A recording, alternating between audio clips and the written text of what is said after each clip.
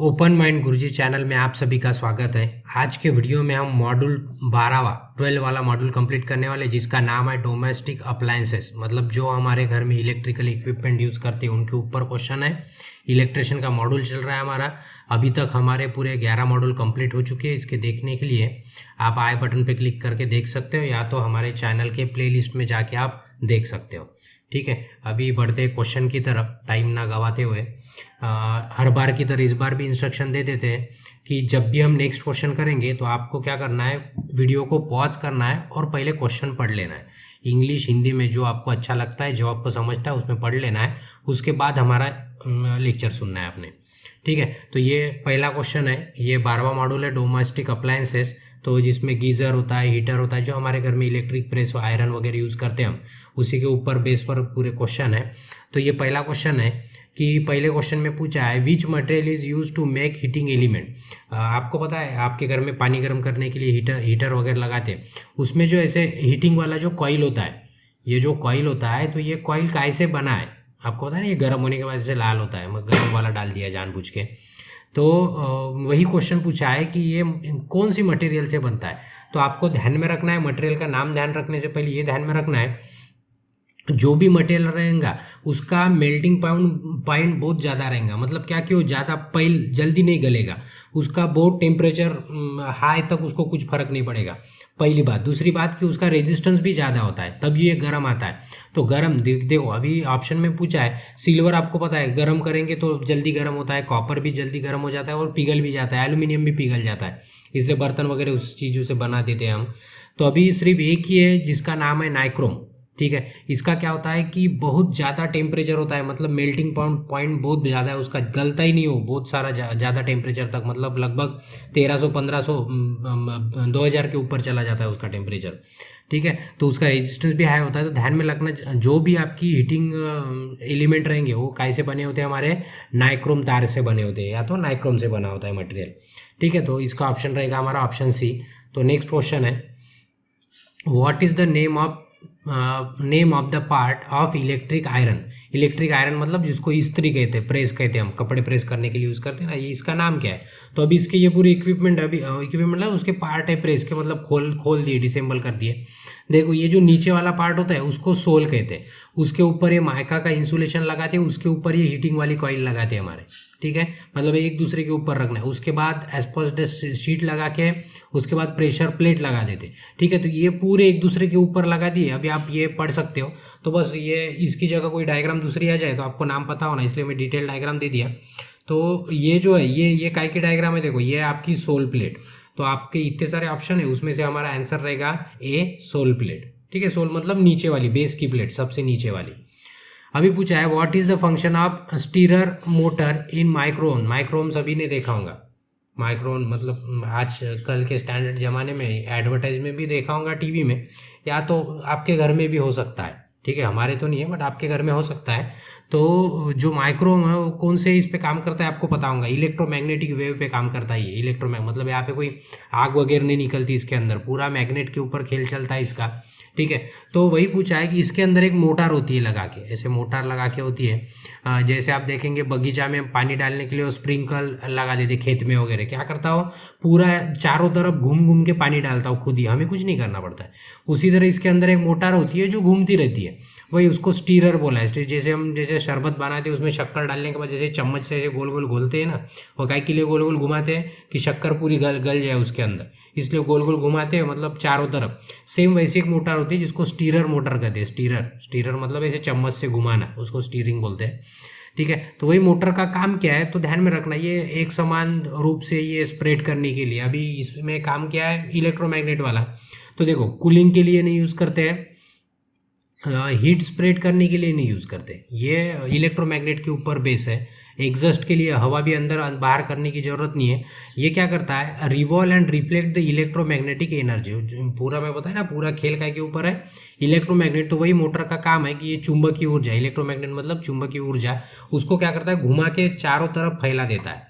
ठीक है, तो इसका ऑप्शन रहेगा हमारा डी। उसके बाद है next question, what is the purpose of you bend mark. देखो ये काय का डायग्राम है, ये गीजर का डायग्राम है। ठीक है, ये इधर बड़ा कर दिया, यहाँ पे थोड़ा छोटा दिख नहीं रहा था। तो उन्होंने पूछा है कि इसका काम क्या है, इसका आपको काम क्या है, तो देखो एक एक ऑप्शन करके देखते हैं। अभी ये prevent the draining of water, मतलब पानी निकलने से ये रोकता है। ऐसे बेंड करके रखा ना तो पानी डायरेक्टली नहीं निकलता, उसको मतलब बीच में क्या बोलेंगे उसको, एब्स्ट्रैक्ट बन जाता है ये, ठीक है, इसलिए इसको ऐसे बेंड कर देते हैं। तो ऑप्शन तो पहला ये प्रिवेंट ड्रेनिंग ऑफ वाटर, मतलब पानी निकलने के लिए, डायरेक्ट निकलने के लिए उससे रोकता है। ये पाइप का काम है, डायरेक्ट नहीं निकलने देता। तो ये बाकी के ऑप्शन इनवैलिड है, आप पढ़ लो, ये डायग्राम थोड़ी सी देख लो, डायग्राम के नाम भी देख लो, ठीक है। नेक्स्ट है which type of AC single phase motor is use. अभी ध्यान में रखिए कि एसी सिंगल फेज, हमेशा सिंगल फेज जो मोटर होती है आपके घर में सिंगल फेज सप्लाई है, तो ऑब्वियसली बात है कि एसी जो भी मोटर रहेंगी वो पूरी सिंगल है। और आप देखेंगे कि हर मोटर को कैपेसिटर लगा है, क्योंकि बिना कैपेसिटर आपकी मोटर नहीं चलती है, ठीक है। तो अभी एसी मोटर लगी है तो उन्होंने सिर्फ मिक्सर वाली मोटर है, उसमें नहीं दिखेंगे आपको कैपेसिटर। कि जो फूड वाला मिक्सर होता है कि उसमें कौन सी वाली मोटर लगाते, ठीक है। तो ध्यान में रखना है कि उसमें यूनिवर्सल मोटर लगाते। यूनिवर्सल मोटर का खासियत ये है कि वो एसी सप्लाई पे भी चलता है और डीसी सप्लाई पे भी चलता है, दोनों पे चलता है। मोटर का नाम है यूनिवर्सल मोटर। तो ध्यान में रखना, जो हमारे घर में मिक्सर होता है ना, मिक्सर किचन में यूज़ करते हैं, उसमें कौन सी मोटर होती है, यूनिवर्सल मोटर होती है, ध्यान में रखना है। वो दोनों सप्लाई पे चलती है, मे बी ऐसे भी क्वेश्चन आ सकता है। अभी बोला है कि विच पोजीशन मैक्सिमम आउटपुट कब मिलेगा हीटर का। ये जैसे स्विच होता है ना हमारे कूलर का वगैरह, स्पीड 1 पे करते, 2 पे करते, 3 पे करते हैं, या तो फैन का रेगुलेटर होता है, उस स्पीड कम ज़्यादा करते जाते हैं हम। उसी तरह ये हीटर का ये नॉब है, ये उसको घुमा के हम लोग क्या कर सकते हैं, ऑफ पोजीशन है ये हाई मीडियम लो, जैसे कूलर का फैन का वगैरह होता है वैसे हीटर का है। तो आप अगर देखते हो तो यही वाला, इसमें जो हाई है, अभी पूछा है कि मैक्सिमम मतलब ज़्यादा, ये हाई वाला ये कब पॉसिबल है, तो ये तीनों में से ये दूसरी वाली स्टेप में पॉसिबल है, तो आंसर दूसरा रहेगा। तो क्यों रहेगा थोड़ा सा देख लो, बाकी कंपैरिजन आप कर सकते हैं। यहाँ से देखेंगे तो हमारा पॉजिटिव सप्लाई चल रहा है ये कॉइल के बीच में, बराबर आधा करंट इधर जा रहा है, आधा करंट इधर जा रहा है। ये पूरा करंट घूम के, ये इधर से घूम के इस पॉइंट पे आ रहा है और यहाँ से बाहर निकल रहा है बराबर नेगेटिव की तरफ से। मतलब क्या हो रही, पूरी कॉइल इक्वली यूज हो रही, इक्वली करंट जा रहा है उसके अंदर, इसलिए इसमें क्या होगा, हीट ज़्यादा तैयार होती। अब ये दोनों को आप कंपेयर करके देख लो, दोनों में थोड़ा कम करंट जाएगा, इसलिए मैक्सिमम के लिए कौन सी पोजीशन पे, ये 2 वाले पोजीशन पे हमारा क्या होगा, ज़्यादा हीट देगा। ध्यान में रखना है क्यों, तो पूरी कॉइल यूज हो रही है, पूरा करंट यूज हो रहा है, ठीक है। नेक्स्ट क्वेश्चन है which formula is use to calculate the heat generated as per Joule's law. तो इसके पहले भी हम हीट का फार्मूला बता दिए थे, ये हीट का फार्मूला इसके पहले बताए थे, I² RT, और पर जूल लिखा है यहाँ पे, ठीक है। तो I² RT वाला, इसमें I² ये वाला भी नहीं है, ये वाला भी नहीं है, मैं इसके पहले बोला था I² RT। तो ध्यान में रखना ये हीट का फार्मूला इसके पहले कहीं तो भी मॉड्यूल में हमने पढ़ा है, ठीक है। अभी यहाँ पे बोला है calculate the heat generated in electric heater. 1000 वाट का हीटर है, ठीक है, और 240 वोल्ट पे चलता है, उसको हम 5 मिनट के लिए क्या करेंगे, 5 मिनट के लिए लगा के रखेंगे, तो कितना हीट देगा कैलकुलेशन करना है, कैलकुलेशन वाला पार्ट है। अभी छोटा सा करके कर दिया, बड़ा होता तो स्किप कर दिए होते, ठीक है। तो आपको फार्मूला पता होना, जैसे अभी हीट का फार्मूला था I² RT था, I² RT, ठीक है। ये I मतलब करंट था, R मतलब रेजिस्टेंस था, और ये T मतलब क्या था, टाइम था। बट आपके इसमें गिवन में ना करंट दिया है ना रेजिस्टेंस दिया है, तो फार्मूला चेंज होता है। तो उसके लिए हीट का अलग फार्मूला है। अगर आपको पावर देखे तो ध्यान में रखना, P मतलब पावर, T मतलब टाइम, और डिवाइडेड बाई ये कांस्टेंट है जूल का 4187, आपको ध्यान में रखना है, इसको डिवाइड में लेके आना है, मतलब डिवाइड करना है ये वैल्यू से। तो देखो पावर कितना है आपको, 1000 वाट देखे 1000 वाट, तो हम उसकी जगह 1000 लिख दिए। अभी ये जो टाइम है, ये टाइम होता है हमारा सेकंड में, काय में होता है, सेकंड में हमेशा, बट हमें है ना मिनट में देखे। तो 5 मिनट मतलब कितना सेकंड होता है, तो आपको क्या करना पड़ेगा, 5 को 60 से मल्टीप्लाई करना पड़ेगा, तब जाके आपका सेकंड मिलेगा। इसलिए हमने क्या किया, 5 को 60 से मल्टीप्लाई कर दिए, 60 से मल्टीप्लाई कर दिए, और ये डिनोमीटर में क्या है 4187 जैसी की वजह रख दिए। आप इसका कैलकुलेशन करेंगे तो आंसर आता है 71.65। तो यहाँ पे 71.65 नहीं है, बट 6 है, 5 जरूरी नहीं है, एक ही डिजिट देके, तो हमारा आंसर रहेगा C। आपको कैलकुलेशन करके देखना है, यहाँ पे हम नहीं दिखा सकते। नेक्स्ट है what is the purpose of protection group at the various place in heater base plate. ये हीटर की बेस प्लेट है, हम ऊपर से देख रहे हैं, आपने हीटर देखा होगा या तो प्रैक्टिकल में तभी देखा होगा, ठीक है। तो ये जो ग्रू मतलब क्या होता है कि होल किया होता है एक, मतलब जैसे गड्ढे की तरह किया होता है, उसके पीछे रीज़न क्या है, ये इसको ग्रू कहते हैं। देखो ये जो है ना यहाँ पे ऐसे होल होल करके आपने देखा होगा, देखो इसको ग्रू कहते हैं। तो इसका काम क्या है, तो ये क्या करता है, ऐसे जेंटली मतलब बिल्कुल हल्के हाथों से, जैसे बोलते हैं ना, एक आधी कांच का वगैरह कुछ रहा तो बोलते हैं अरे हल्के हाथ से उठा के लेके जा, क्यों, तो फूट सकता है, ज़्यादा दबा के नहीं लेके जाना है। तो ये क्या करता है ग्रू, ये जो कॉइल रखते हैं इसके अंदर, हम कॉइल को हल्का हल्का पकड़ के रखता है बट हल्की तरीके से पकड़ के रखता है। तो इसमें जो ऑप्शन है, तो यहाँ पे ऑप्शन है retain the heat element firmly मतलब हल्के हाथों से बिल्कुल लाइटली पकड़ के रखता है, तो इसका ऑप्शन बी है। बाकी के ऑप्शन पकड़ लेना है आपको, मतलब पढ़ लेना है। उसके बाद है what is the purpose of soul plate in electric kettle. Soul plate मतलब पता है आपको, जैसे शूज़ को, चप्पल को नीचे में सोल होती है क्या, तो उसी तरह ये हीटर में वगैरह सोल होता है। मतलब जो इलेक्ट्रिक केटल, सबको पता होगा केटल का काम क्या है, तो प्रैक्टिकल में आपके वर्कशॉप में भी दिखेगा आपको। तो उसमें क्या होता है, नीचे में बेस में एक सोल प्लेट होती है, और सोल प्लेट का नाम क्या है, तो क्या करता है सोल, मतलब क्या, एक दूसरे को कनेक्ट करके रखता है, ठीक है। सोल बीच में जैसे सपोर्टिंग की तरह यूज़ करते हैं उसको। बैलेंस वेट का तो सवाल नहीं उठता है, वजन थोड़ी ना गिनना है यहाँ पे। इंसुलेटर करके, इंसुलेटर का कोई काम नहीं है यहाँ पे, ठीक है। बेस फ्रॉम डैमेज से बचाने की भी ज़रूरत नहीं है। हमारा एक he kept element close contact with container के साथ क्या करता है, क्लोज कॉन्टैक्ट बना के रखता है। ये जैसे आपका कंटेनर है, इसको ये सोल प्लेट क्या करती है, क्लोज कॉन्टैक्ट में ला के रखती। तो ये इसका ऑप्शन रहेगा हमारा ऑप्शन डी।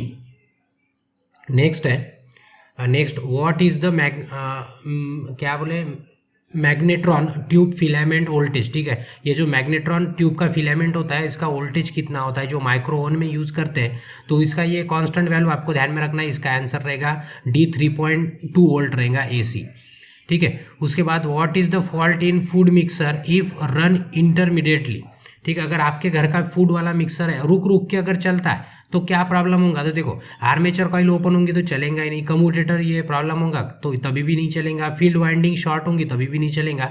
एक ही ऑप्शन बचा है कि आपका ब्रश अगर टूटा है, थोड़ा सा ब्रेक होके उसके अंदर ब्रश होता है, पता होगा सभी को। तो ब्रश क्या होता है कि अगर टूटा है तो आपका मिक्सर रुक रुक के चलेगा, मतलब टच हुआ तो चलेगा, नहीं टच हुआ तो नहीं चलेगा, इस तरह से।